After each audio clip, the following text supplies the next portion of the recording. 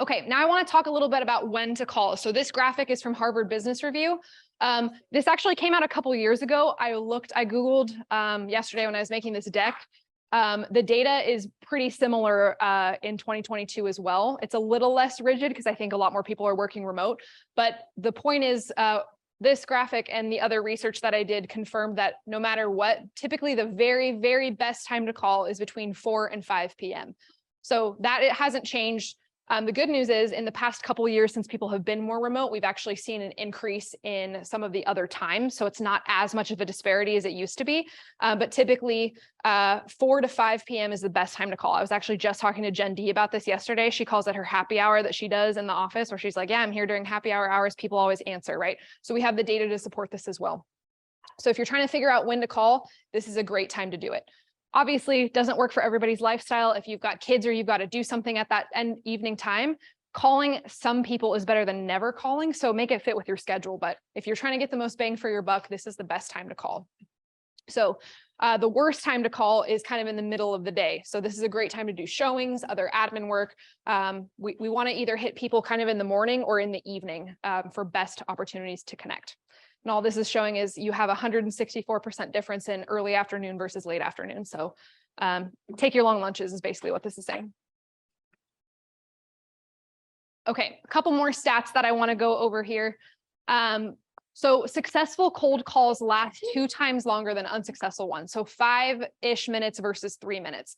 This is super interesting too, because when I was coming up with some of our forms or some of our standards for ISA calls, a lot of times, and what we've seen in our own company, is around that 5-minute mark tends to be the really sweet spot for appointments that meet. So we don't want it to be much longer than 15 minutes. Usually people kind of fall off, or that's where you get people who just want to talk and they don't actually care about the meeting, and you're like wasting your time. So ideally, if you can keep people on the phone between like 5 and 7 minutes, 10 and max, that's a perfect amount of time to get them to show up for an appointment. You get just enough information to pre-qualify them, get some good background on who they are and how to show up, but not do an entire consultation on the phone and then have no reason to meet with them. So you want to be kind of careful. I know looking at some appointment numbers for some of you guys for met and set rates, some of you guys who are on the phone too long are ending up with less met appointments because you might just be spilling all the beans before you can get there. So that kind of sweet spot of about 5 to 7 minutes is like a perfect amount. So if you're looking at the clock and trying to figure out, should I keep talking? Should we keep going? That's generally a good metric to stop at. Successful cold calls also include 65% more we statements. So using we instead of you or I.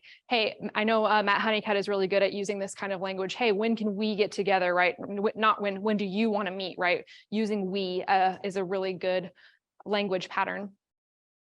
Salespeople who state their reason for calling have a 2.5 times higher success rate.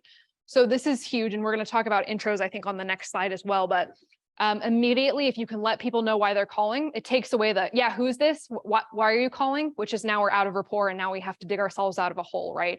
So immediately we want to state what's our reason, what's our intention for calling.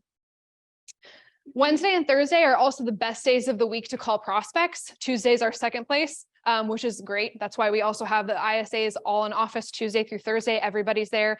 Mondays and Fridays, Saturdays and Sundays are more of a staggered schedule, which is cool that this data supports as well. So the middle of the week tends to be the best time to connect with people. So kind of going back to that slide before, if you're like, okay, what days do I want to do this?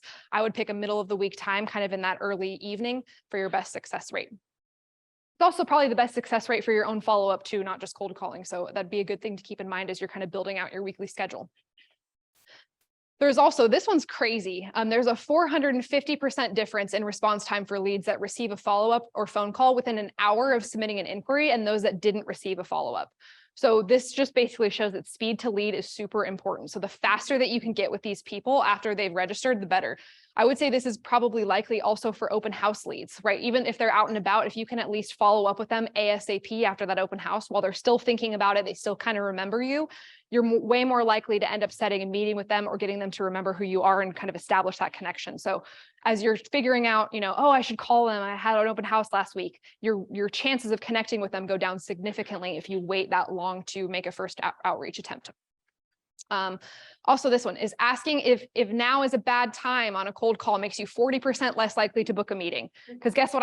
When people say that to me, I'm very guilty. Yeah, it's a bad time. Call me back. Then I'm never going to call you back, right?